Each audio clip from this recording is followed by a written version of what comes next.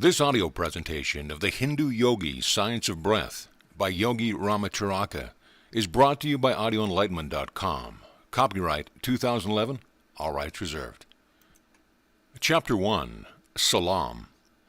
The Western student is apt to be somewhat confused in his ideas regarding the yogis and their philosophy and practices. Travelers to India have written great tales about the hordes of fakirs, mendicants, and mountebanks who infest the great roads of India and the streets of its cities, and who impudently claim the title yogi.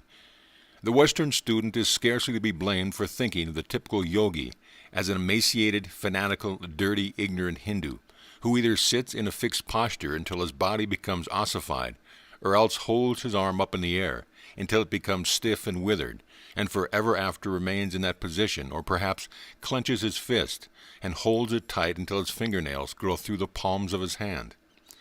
That these people exist is true, but their claim to the title yogi seems as absurd to the true yogi as does the claim to the title doctor on the part of the man who pars one's corns seem to be the eminent surgeon, or as does the title of professor, as assumed by the street corner vendor of worm medicine, seem to the president of Yale or Harvard.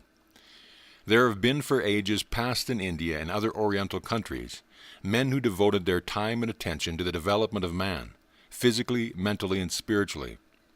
The experience of generations of earnest seekers has been handed down for centuries from teacher to pupil, and gradually a definite yogi science was built up. To these investigations and teachings was finally applied the term yogi, from the Sanskrit word yug, meaning to join. From the same source comes the English word yoke, with a similar meaning. Its use in connection with these teachings is difficult to trace.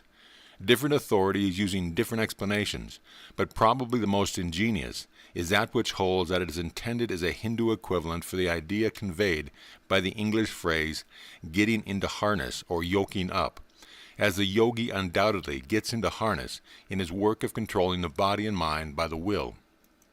Yoga is divided into several branches, ranging from which teaches the control of the body to that which teaches the attainment of the highest spiritual development. In the work we will not go into the higher phases of the subject, except when the science of breath touches upon the same. The science of breath touches yoga at many points, and although chiefly concerned with the development and control of the physical, has also its psychic side, and even enters the field of spiritual development. In India, there are great schools of yoga, comprising thousands of the leading minds of the great country. The yoga philosophy is the rule of life for many people. The pure yogi teachings, however, are given only to the few, the masses being satisfied with the crumbs which fall from the tables of the educated classes. The Oriental custom in this respect being opposed to that of the Western world.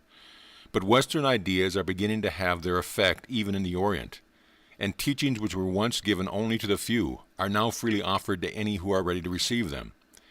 The East and the West are growing closer together, and both are profiting by the close contact, each influencing the other.